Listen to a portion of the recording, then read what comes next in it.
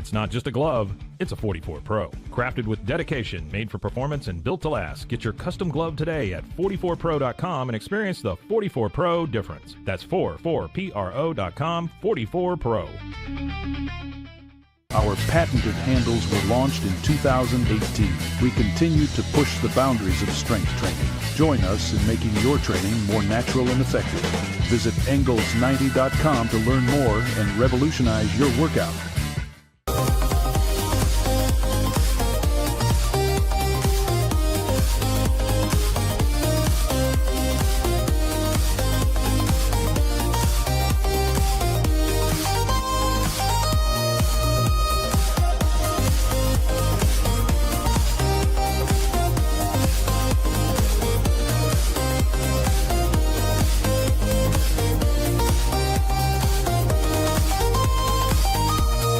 Looking for tickets to the hottest shows, games, and events? Ticket Liquidator is your one-stop shop for great prices, no hassles, and guaranteed tickets. Whether it's sports, theater, or concert, for the best seats at the biggest events, start with Ticket Liquidator today at ticketliquidator.com. Ticket Liquidator.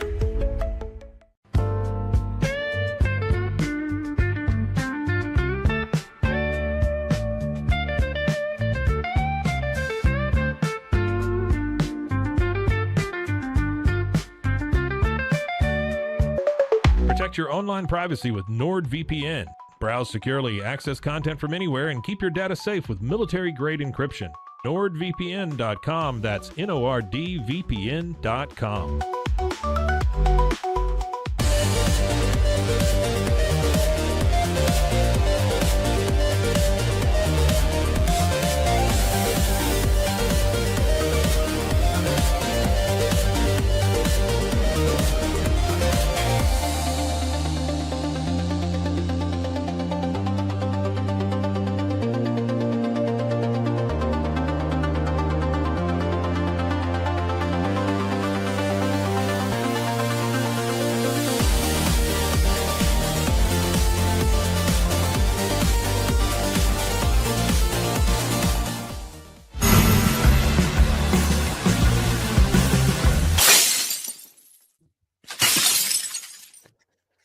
Hello, everyone, and welcome on into a Friday edition of The Cam Show, powered by Rogue Media Sports Network. I'm your host, Cam Stewart. That's why it's called that. Zach Burke is behind the glass, keeping us on the air 5 days a week, live on YouTube and wherever you get your podcasts as well. Today, we will be talking about a full preview for this Patriots-Saints game this Sunday. We will have Bob Rose of Saints Wire, brought to you by USA Today, on the show to break down everything from the Saints side of things. Will Alvin Kamara even play in this game? Is this defense actually getting hot after holding the New York Giants, suddenly one of the hottest teams in football, one of the best looking teams in football, under 20 points last week? We will talk about all of that. We will also talk about a crazy Bruins victory, 2-0. We will go over the death of Mike Greenwell, an absolute Red Sox legend that people do not appreciate enough. We will go through his career and the great stories about Mike Greenwell. And then a little fun for you on a Friday. We're going to go through the best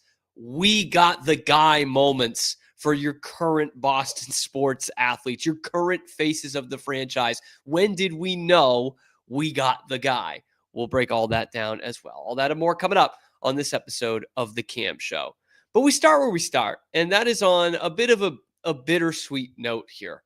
Now, Mike Greenwell passed away yesterday at the age of 62, a guy who's in the Red Sox Hall of Fame, and a guy who I just don't know that he ever really got the respect he deserved. You know, he obviously didn't win a World Series with the Red Sox, didn't really play in a World Series with the Red Sox. He was on the roster for one, and did not get the hardware that he deserved. And so it's become kind of a history lesson in the last 24 hours to tell these Red Sox fans of a certain age, certainly my age, that who Mike Greenwell was. So, Zach, I want to bring you on for this because we are appreciators of a good career. That's something that we've done a lot on this show over the last year and a half, is appreciated just good careers. Because these days it's all about, you know, oh, this guy was good, he has to make the Hall of Fame. And if you don't make the Hall of Fame, you're a bum. And if you don't win the Super Bowl, it's a lost season. You know what I mean? Like that's what sports is now. But Mike Greenwell is a little bit different from that. And Zach, I'm just going to go on a limb here. I'm not calling you out or anything. You're not a Red Sox fan, but I'm guessing you don't know much about Mike Greenwell. No, I mean, I'll be completely honest. I'm a guy who, like, my baseball knowledge a lot is from the 90s, and I'm a kid who, I'm sure there's others like me out there who I learned a lot of the players through just like baseball cards I collected or video games I played. So while I do have some random like player knowledge, like, yeah, I remember Jose Offerman as the second baseman for the Red Sox there for a while. Of course. Mike Greenwell, I will admit, is not a name that necessarily, I remember too well. And even for like Red Sox fans, that's like of a certain age. I mean, again, most people my age don't really know a lot about Mike Greenwell. In fact, I'm not making this up because I'm the sports encyclopedia amongst the friend group. I got a couple different texts yesterday about, I've heard of Mike Greenwell, but like, was he really this big a deal? Or like literally who is Mike Greenwell was one of them. So let's do that, shall we? Let's remember Mike Greenwell a day after his passing, because man, this dude was a player. And from the moment like the news came out, obviously you got all these stories about Mike Greenwell, how great a guy he was, both with the Red Sox as a teammate and his home state of Florida, where he served as a councilman. And like those tributes kept rolling in. Teammates, media members, like people who covered him, everyone had nothing but nice things to say about Mike Greenwell. So clearly he was a great guy. But I didn't know Mike Greenwell personally, so I'm not going to try to one-up anybody, Zach. I'll let those people talk about Mike Greenwell that actually knew him like as the person. But as a player, like this dude had a career, man. Okay, spent his whole 12-year career with the Red Sox. And how about this for pressure when you get drafted, Zach? He plays left field, okay? He comes up in 1985. And at that point, left field with the Boston Red Sox for a couple of generations meant you were a Hall of Famer. It literally goes from 1940 till Mike Greenwell comes up in 1985. It goes Ted Williams to Carl Yastrzemski to Jim Rice with no overlap, like straight through 45 years of Hall of Famers playing at that position. Like that, think about that kind of pressure, first off. Like guys crumble under that kind of stuff. Like legit. Anyway, he comes up. No, I completely agree with you. Like I'm trying to think as I'm listening through, I'm trying to think of another position. And I'm sure there are, if you thought about that, but of where it's like whoever's going to come next for the Packers quarterback. Right? Yeah. Go from Brett Favre to Aaron Rodgers to Jordan Love, who seems to be a stud himself, like all in a row. Yeah, but usually I feel like for the most part, it's one person. It's just like, oh, I got a feeling for this guy. Yeah, that's tough like enough. Yeah. And it's like, oh, the guy who, I took over for Steve. I don't remember who I took over Steve Young in San Francisco. All these things. If it's just one guy, it's enough. But the fact, as you mentioned, it's 45 years of that position's been on lock. There hasn't been an off season, but just for like a mid year, So yeah, not one. So he comes up, and by age 24, he's a stud in the league. In 1988, I want to give you his 1988 season here, Zach. And this is, again, when batting average is still basically king, right? So in 88, he hits 325 with a 946 OPS, hitting 22 homers, drives in 119 runs for a 170 OPS plus. Granted, a number they didn't have back then, and a 7.5 WAR. And he doesn't win the MVP. Okay, let's go even further into this, because here's why he should have, because he was the most valuable player to his team. Okay. Here's where it gets even crazier. So the Red Sox, this is 2 years after they went to the World Series in 86 with John McNamara. And at the All-Star break in 88, they're one game over 500. They're in fourth place in the AL East, and they fire John McNamara, the guy who just got them to the World Series 2 years earlier. And then after the break, they go on this tear with Joe Morgan, not that Joe Morgan, as their manager. They win 12 games in a row, and then 20 out of 21 out of the All-Star break. Morgan Magic. They go from one game over 500 to 19 games over 500 and go from fourth place to first place in the AL East, erase a 9-game lead, all in 3 weeks. That's very impressive. In 3 weeks. And Mike Greenwell is leading the way. And he somehow doesn't win the MVP. Do you have his voting? Like, what did he get votes? Finished in second. The only thing that kept him off the MVP was the first ever 40-40 season. Jose Canseco goes 40-40. And by the way, you look at the stats, like they're actually pretty much stat for stat. I know this wasn't a stat they had back then, and I know it gets a little overblown these days, but Mike Greenwell, in a season where Jose Canseco had a 40-40 year, Mike Greenwell had a better WAR that year. Impressive. That's nuts, man. That's crazy. Did not cheat. He didn't cheat. And like, you can't rewrite history, but that is definitely something you look back on, right? And think this would have been a crowning achievement for this guy's career. And it's taken away by someone who's juicing up and juicing up the rest of the league himself. Here's the two stories that really, to me, solidify Mike Greenwell as a legend.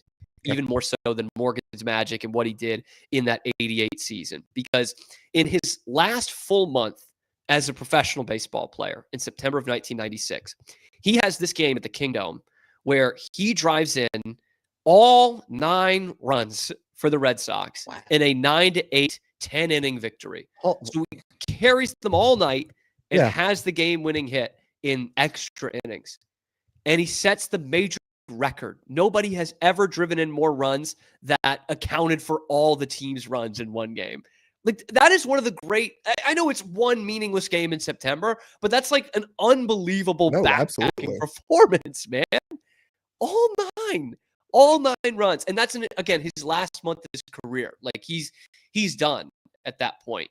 And here's the best one, because I've buried the lead here. Mike Greenwell was known as Gator throughout his whole career, throughout his whole life. He's a Florida guy. And one year in spring training, he earned his nickname because this dude, mind you, Jose Canseco, the one who beat him out in the AL MVP race in 88, Jose Canseco is the one that takes the steroids. But one year in spring training, Mike Greenwell literally wrestled a gator by himself and put it in Ellis Burks' locker. And so that's like, is there a more badass thing than that? He's literally hunting gators. He's wrestling them and putting them in his teammate's locker. Like, this dude is a freaking legend, man. An absolute legend. And I say he doesn't get his due because he's not really remembered as much now, but he is in the Red Sox Hall of Fame. And we actually had this discussion on a few segments, right? Of like, that's a patented classic team Hall of Fame guy. 12 years of his career, whole career with one team, has a season for the books. And the mid-'80s, it's still like his age 22 through 28 seasons are still pretty good. You know, it's that one that he finishes number 2 in the MVP voting. But he was an all-star a couple of times. He finished top 5 in Rookie of the Year in 87, which was really his first full season. We used to have a segment that we would do, obviously, called Guys Naming Dudes. Did we ever have... that's what I was saying. Did we ever cover Greenwell? Because Greenwell obviously fits a little in before that category. Both our times, though. That's the problem. Yeah, he's just a little before both our times. So, like, really sad, man. Pretty young, 62. He raced cars too. He was in NASCAR races, like legit. He was in like 1 or 2 legit NASCAR races. He was a local politician in Florida in his hometown. Always stayed active with the Red Sox.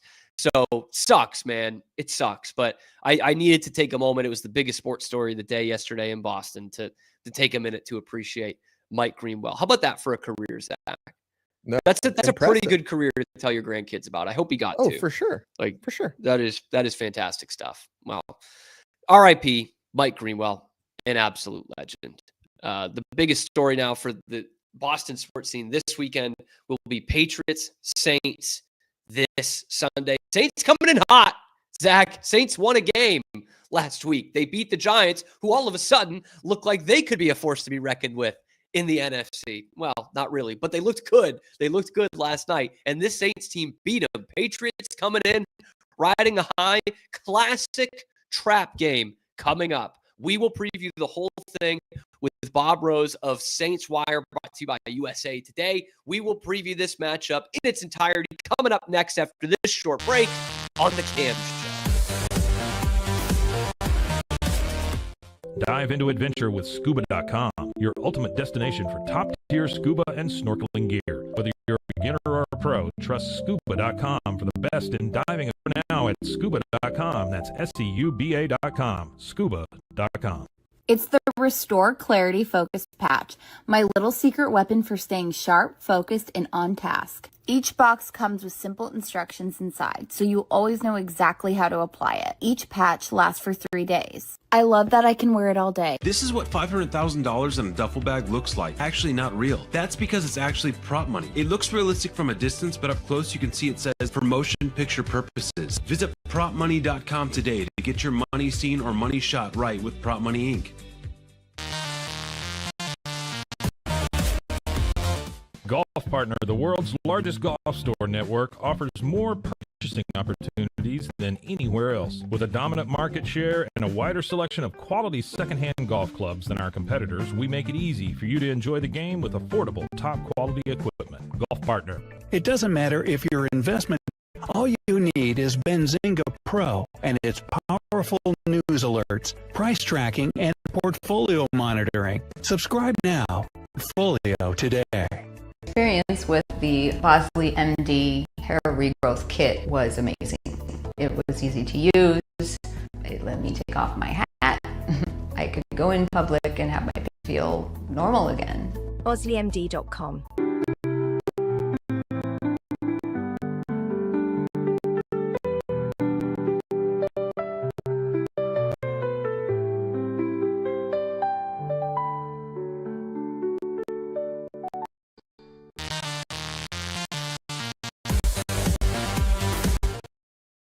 Back here on the Cam Show, Rogue Media Sports Network. I'm your host, Cam Stewart. That's why it's called that. Zach Burke is behind the glass, keeping us on the air as he does 5 days a week. We're live on YouTube and wherever you get your podcast as well, your lunchtime alternative to Boston Sports Talk Radio.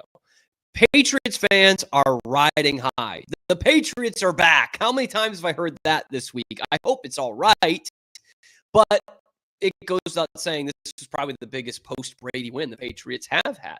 Beating the Bills in their own barn Sunday Night Football, your young quarterback, his first game-winning drive as an NFL player. Like, yeah, things are looking up. We're allowed to be pretty optimistic this week. But the Patriots aren't, because they might be walking into a trap down there in the Bayou, in the Big Easy, where they've won a couple of big games before. So to help break this thing down, we have got Bob Rose of the Saints Wire, USA Today Sports. Bob, we're both coming off some big wins. I won't want to downplay the Saints getting their first win of the season. They forced 5 turnovers in that game against the Giants. And then I know you're watching the Giants game last night and how good they look against the defending Super Bowl champs. Does that make you feel even better about Cam, first of all, thank you for having me. And honestly, yeah, watching me feel better than what I felt last week after the Saints beat New York. Because, yeah, coming out of last week, and New York has some talented players. I think Jackson Dart, Cam Scatterby, they're players. They're going to be a force. But I still felt like this was just one bad team beating another. Right. And listen, the Saints on both sides of the football, but you got the bug, you got the gorilla off your back. Kellen Moore gets his first win as a head coach. Spencer Rattler gets his first win as a starting quarterback, and a lot of young players stepped up for New Orleans. Not only last week, but the week before when they really fought the Buffalo Bills down to the wire on the road. And I just feel like that this team is riding a little way, facing a good New England team this week. And you talk about it, the young players kind of stepping into their roles. It comes through with the slim defeat, a real hard-fought defeat, and then the win against the Giants. So what strategically is kind of trending in the right direction for the Saints team? Offensively, it really looks like that this team has a run first mentality. I know that they made some big plays through the air: Spencer Rattler, Rashid Shaheed, even Chris Olave. But yeah, Kellen Moore needs to establish the run first, and quietly the Saints have put together at least a potential perennial Pro Bowl tackles, and Fuaga and Banks at the end. Trevor Penning seems to have finally found a home at guard, and Eric McCoy is one of the most underrated centers in the league.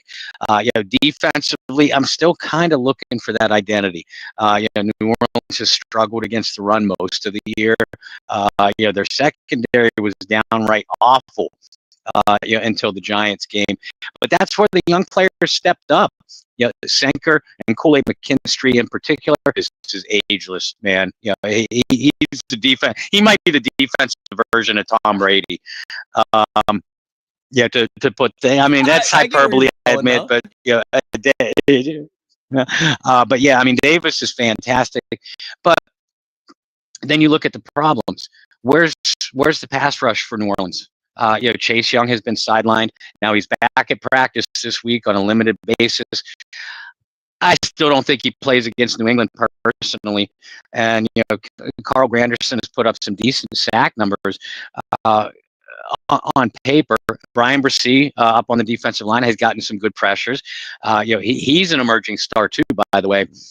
But the pass rush has not been consistent when this team has needed it. They've been gashed in the trenches by opposing rushing attacks. So I'm still waiting for that identity on defense. But I think.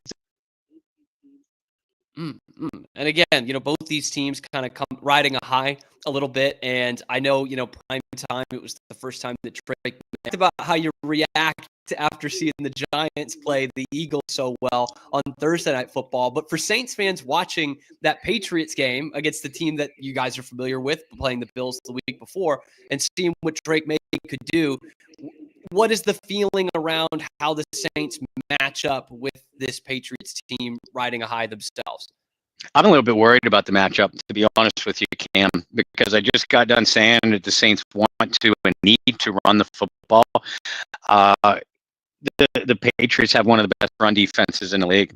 You can't get yards on them up the attacks. The football cuts down runners at the line of scrimmage. Very good group tackling group. You're just not going to get any extra yards against them.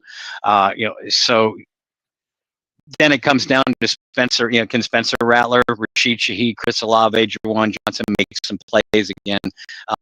Through the air. That's going to be the big question. And if they can't, I don't think New Orleans wins this football game. Now where I think the Saints match up well is Alvin Kamara as a receiver. Against your running backs, Christian Ellis and Robert Spillane. Spillane and Ellis, absolute studs against the run. And I think that New Orleans is going to have a hard time getting a lot of rushing yards. But if Kamara is used properly as a receiver, and I'll say that again, if used properly, because we haven't seen that in recent years, he is still, for my money, he's better than Christian McCaffrey as a receiver, route runner wise. And Alvin had a couple key drops last week against the Giants, but the takeaway that I had was this was the first time that I've seen Kamara used on multiple route options out of the backfield in probably 3 or 4 years. And I think that if they do that again, they have a big matchup advantage. If he's matched up with Spillane and or Ellis into the open field. And that's the area where New Orleans can take advantage of that.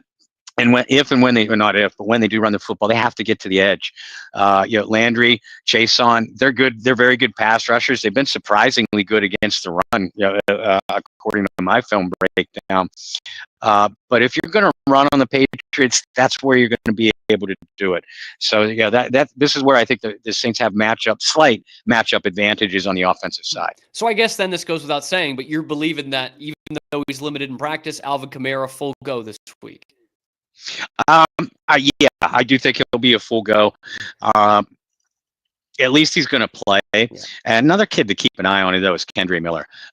Kendre's all kinds of injury problems his first 2 weeks.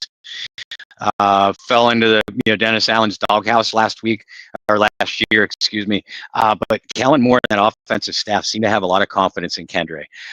So if Alvin is limited, again, I think he'll play. But if he's limited, I don't think you get a great drop off with Kendre as a runner. Maybe so as a receiver, which kind of nullifies the advantage that I mentioned earlier. And another guy to watch, Taysom Hill. Always. Yeah, Taysom finally returned to the lineup last week, fired up not only the Superdome crowd, but really the entire Saints offense. Now, that didn't translate into much production on the field. It's going to take Taysom a few weeks to get back into football shape, recovering from that ACL. But we all know how many different ways that he can threaten the defense. And I think Taysom Hill is going to be used more. He was used kind of as a decoy last week against New York.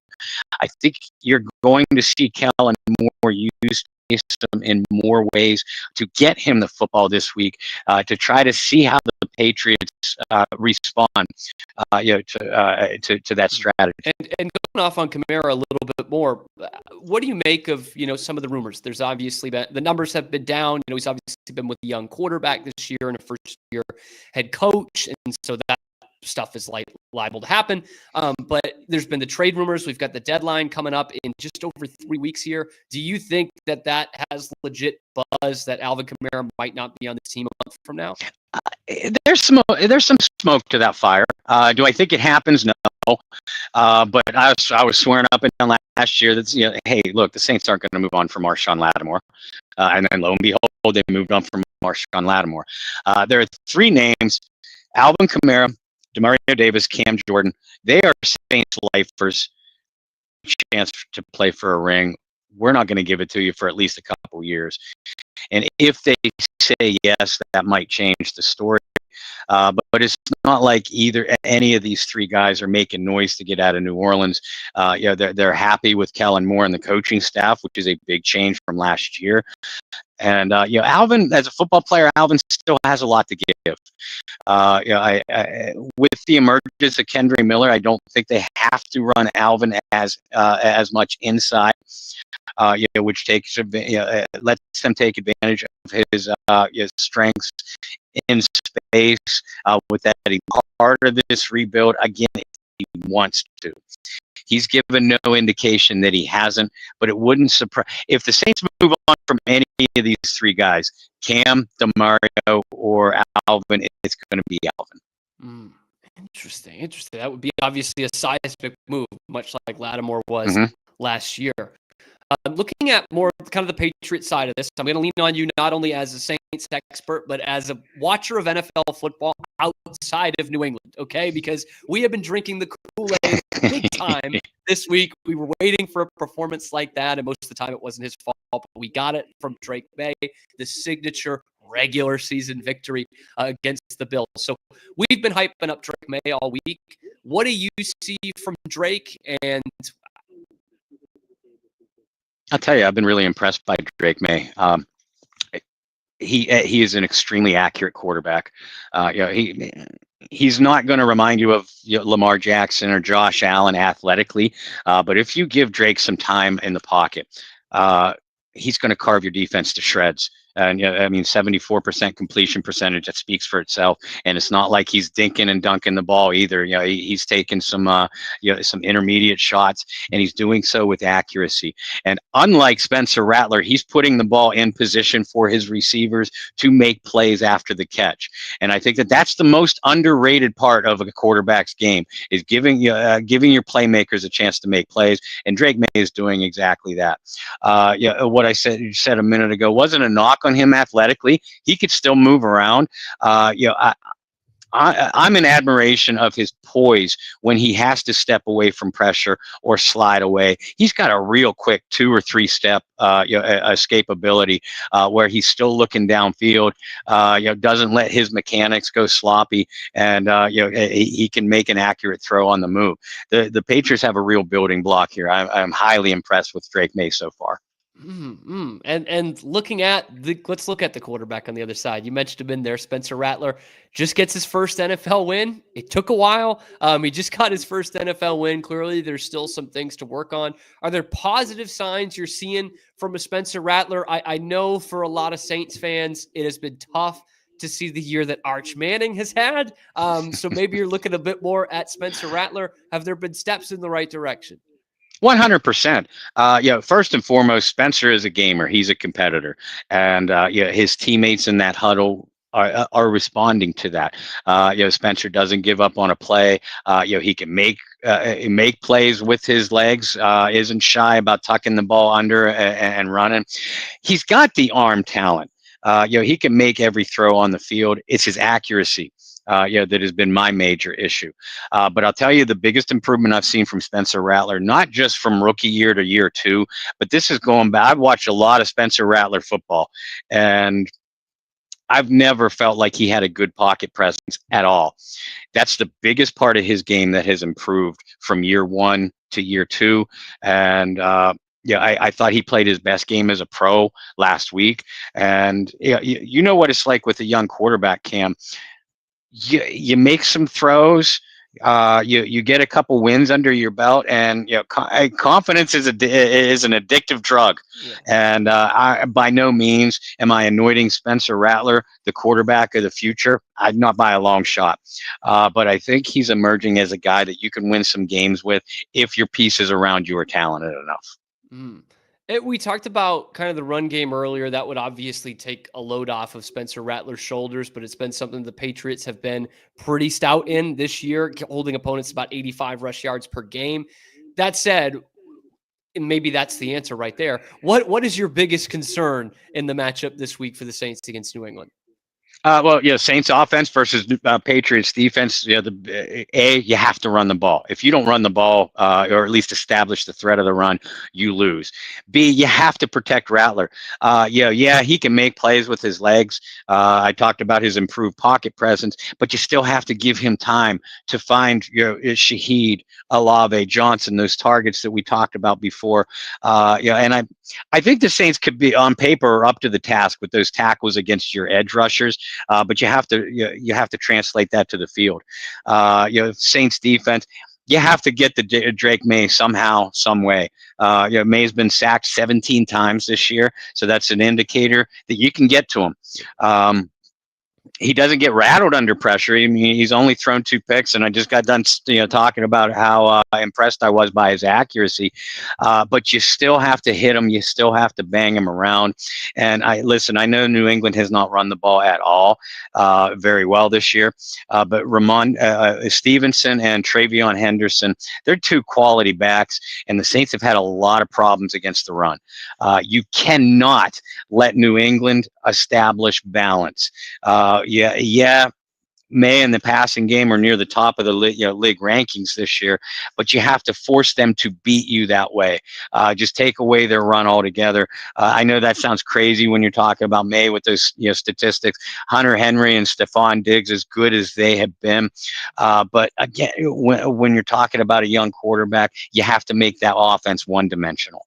And it goes without saying, but the best offensive performance the Patriots have had this year was in week 2 against Miami. They put up 33 points, and they ran it just as much as they passed it. So they've got a quarterback who looks like he can do stuff when the deck is stacked against him, so to speak. But that balance, no surprise, has led to their best performance. And I got to say, I'm a little worried, Bob. I see a Saints defense that I don't care who it's against. They forced 5 turnovers last week. I've got a running back here with a fumbling problem. A quarterback is coming off his most impressive night, maybe, who likes to thread the needle a little bit. That just gives me a little bit of pause for concern.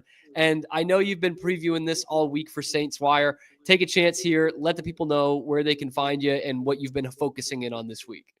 Well, first, I appreciate you having me on, Cam. I'd love to do this again in the off season, get together and collab with our teams. But yeah, I mean, all my works can be found on the Saints Wire. It's a USA Today publication.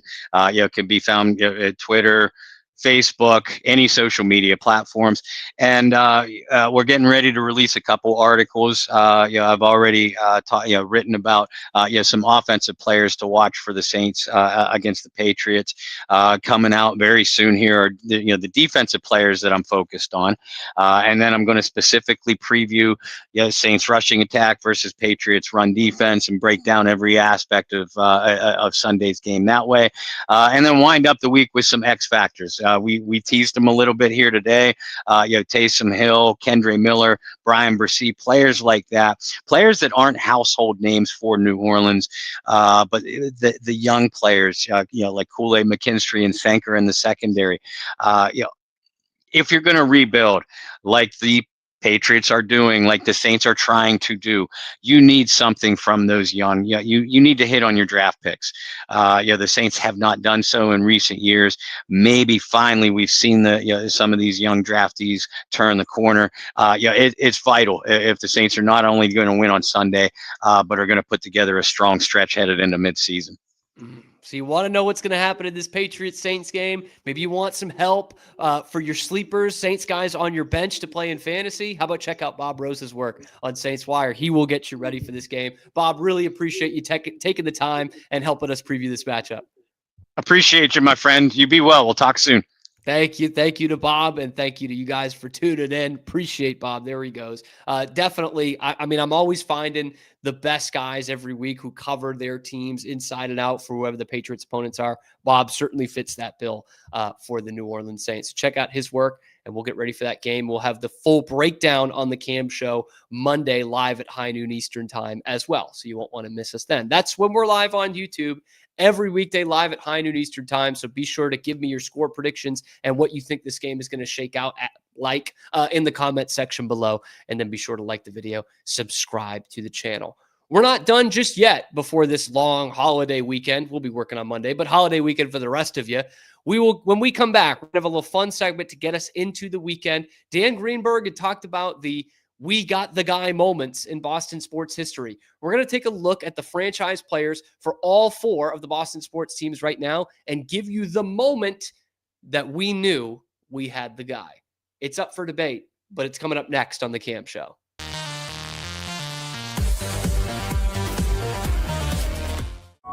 Circulon C1 Series Clad with Scratch Defense Non-Stick. Maximize cooking, minimize cleaning.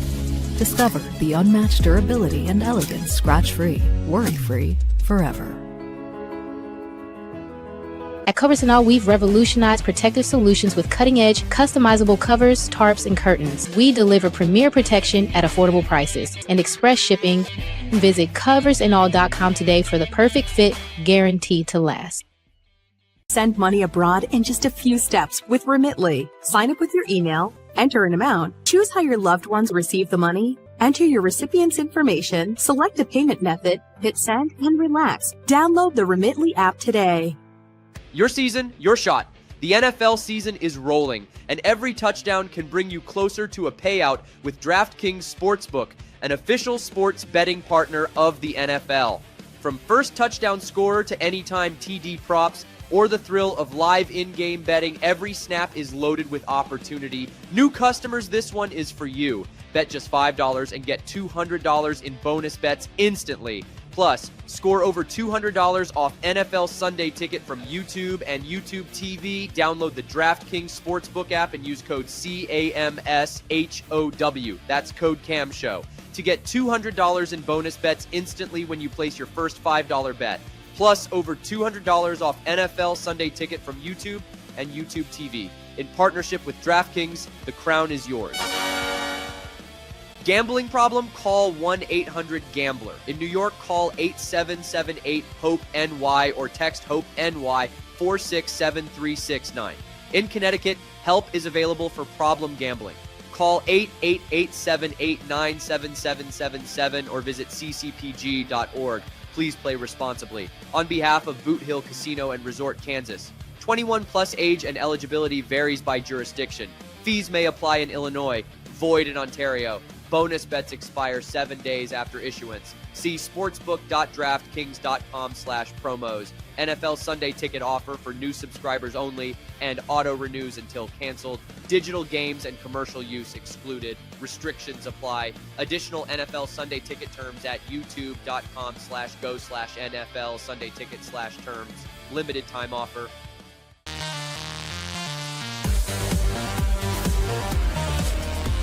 Experience the future of secure private cloud storage with Internix. Protect your files with end-to-end encryption, ensuring your data stays private and accessible only to you. That's INTERNXT.com today.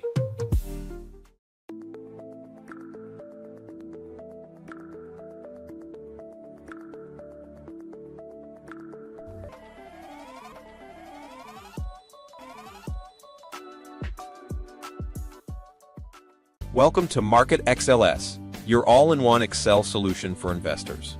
Designed as an enterprise-grade platform, Market XLS caters to investment managers, secure and efficient investment management and research. Book your free demo. What if you could clean clean? With bio-based formulas and deep cleaning enzymes. No dyes, phthalates, or mystery ingredients. Just powerful pods for your dishes and laundry. Now you can, with drops made clean, made to clean.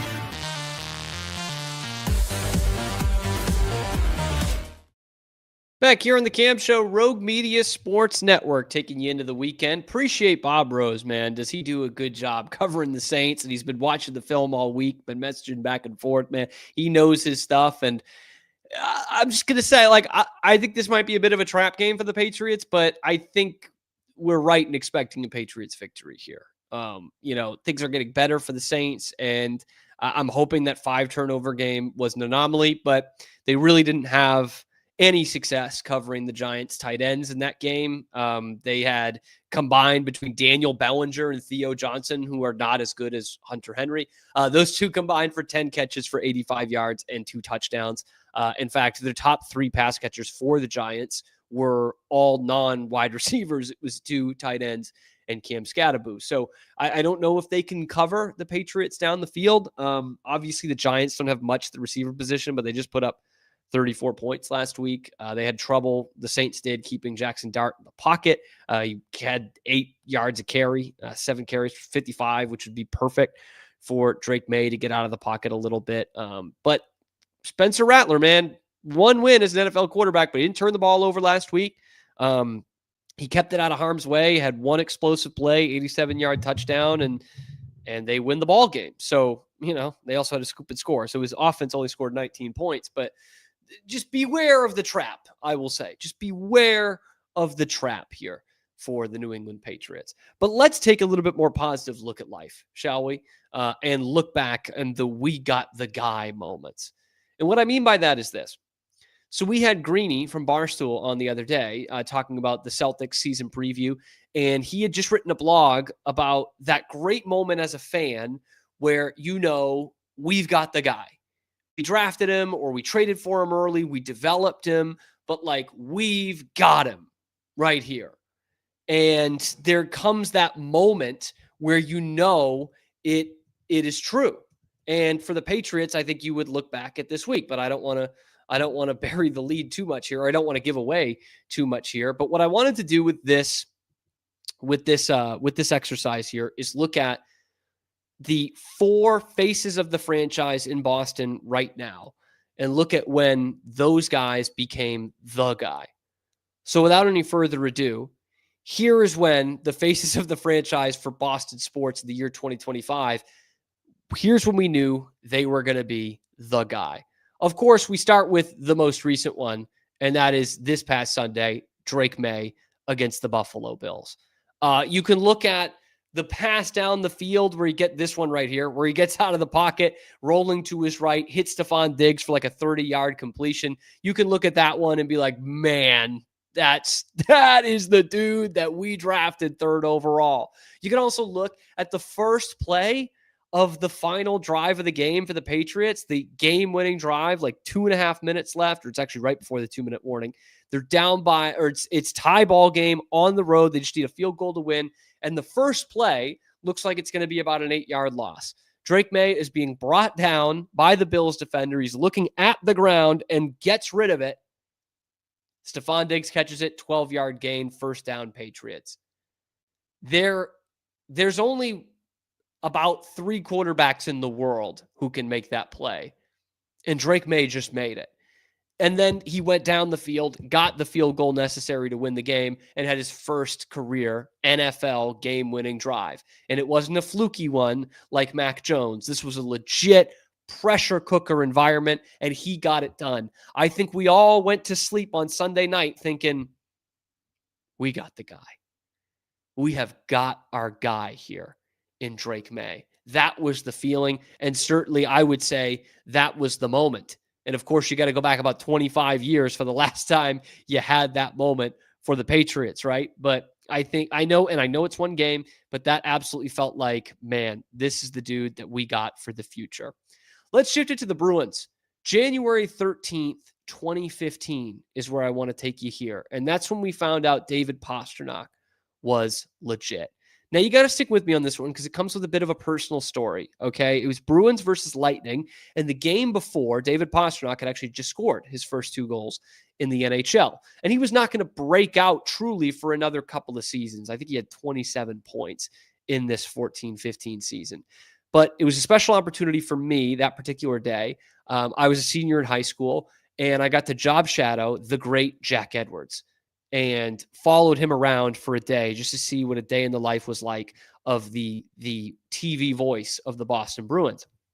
And in the morning, we do morning skate. It was optional. I think they played the night before, so weren't a lot of guys out there on the ice, but one guy who stayed after, like 30 minutes longer than anybody, was David Pastrnak. And we didn't know much about this kid. He had been a first-round pick the year before, but 25th, like that's just kind of taking a flyer, right? At that point in the first round of the draft, the Bruins had not attacked high-end offensive talent in a while. They had such a good, solid team that they didn't really need to.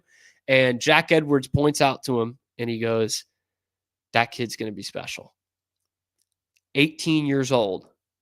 He's got so much upside." This is what he's telling me. He goes, "It might take a few years, like for him to get the durability, the defensive acumen to play every day in the NHL and be a real contributor." He goes, "But this kid is for real. He's the best talent we've seen around here, offensive talent we've seen around here in a long time."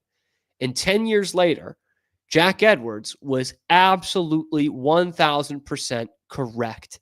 And it really started that night, because like 10 hours after that, I'm in the booth with Jack and Brick watching this game, and Pastrnak, who had scored 2 goals in the game before, scored 2 more, but this time did it against the best team in the East, in the Tampa Bay Lightning. This was all their guys in their prime, pre-Kucherov, in their prime, Steven Stamkos in his prime. They went to the Stanley Cup final that year, and his second goal, Pasternak's second goal in that game, was highlight of the night kind of stuff. Skates through everybody, backhand, forehand, stuffs it by Andrei Vasilevsky, gives this celebration you see here.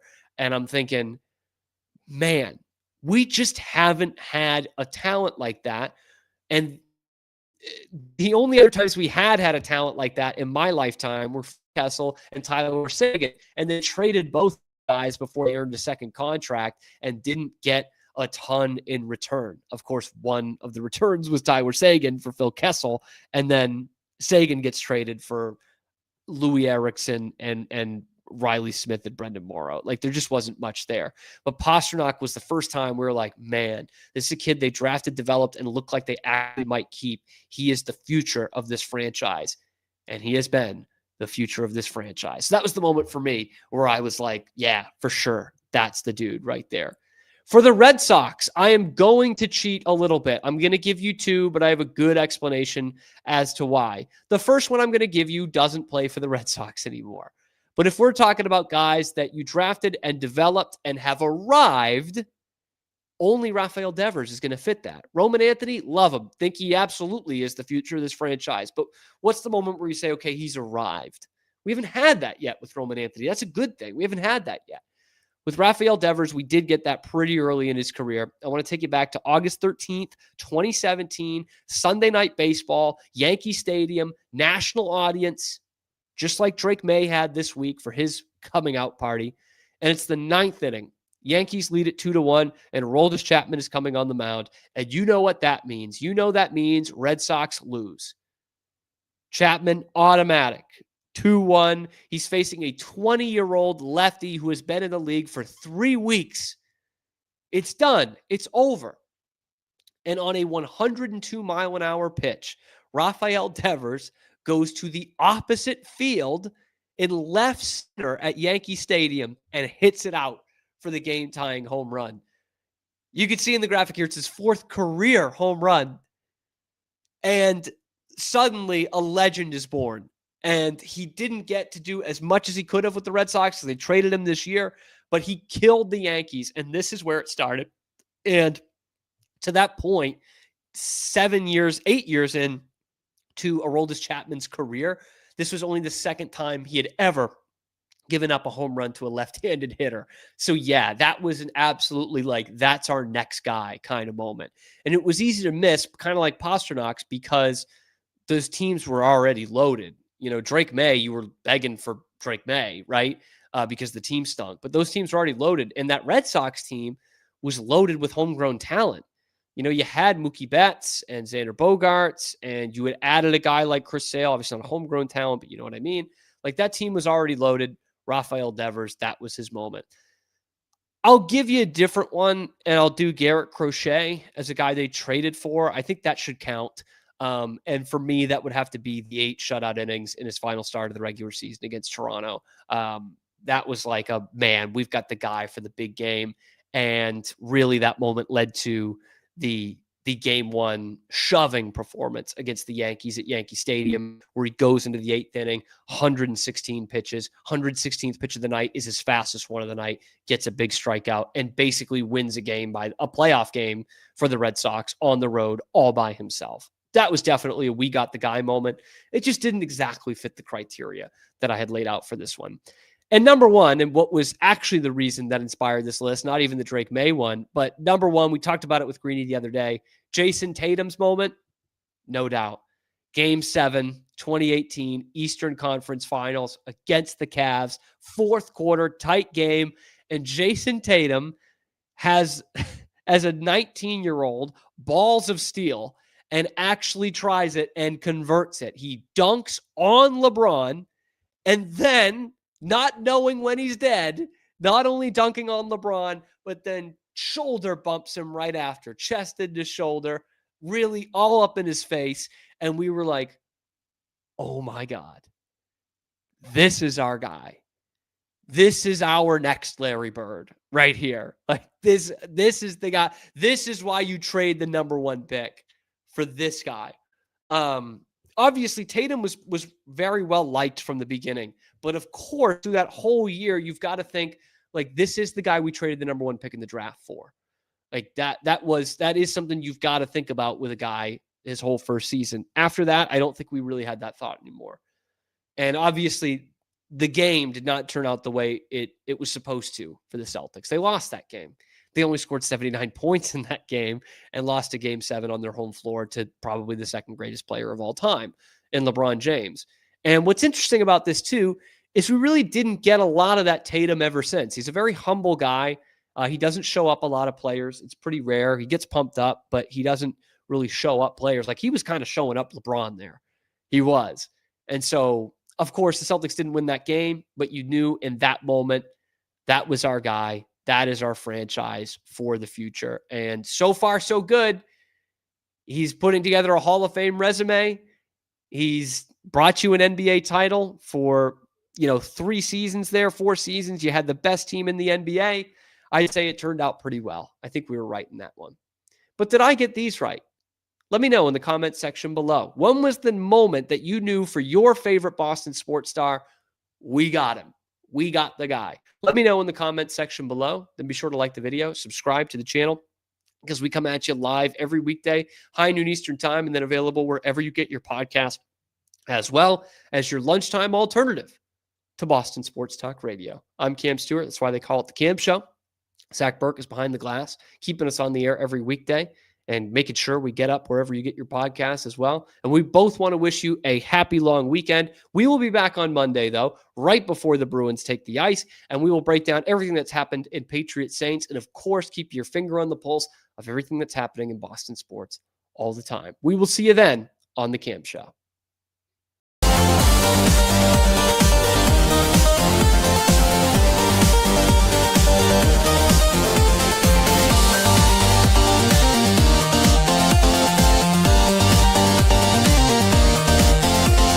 Relax with Hemp Delicious. Organically grown hemp, massively blended with delicious organic herbs, responsibly sourced for their holistic benefits. Each sip offers calming, antioxidant-rich wellness. Brewed just for you. Sip the calm with Hemp Delicious.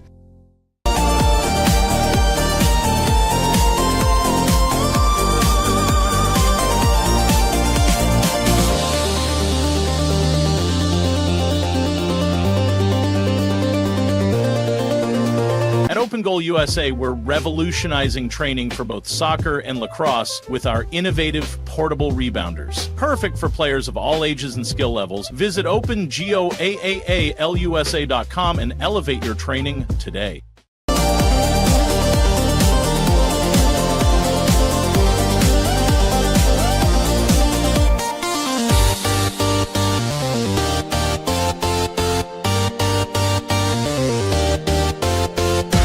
Farmhounds offers natural treats and chews made with quality products that support family farm, regenerative agriculture, and humane farming practices. Give your dog the best with wholesome, organic ingredients that promote health and happiness. Shop now at farmhounds.com.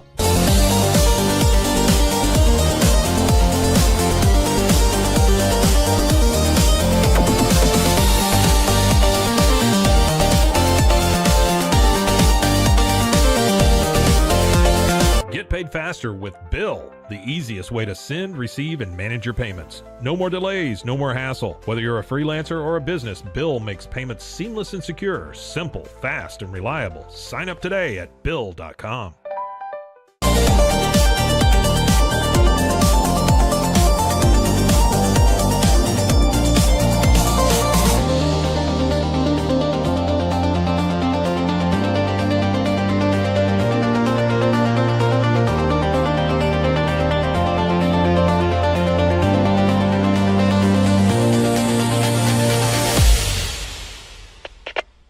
We are Rogue Media Sports.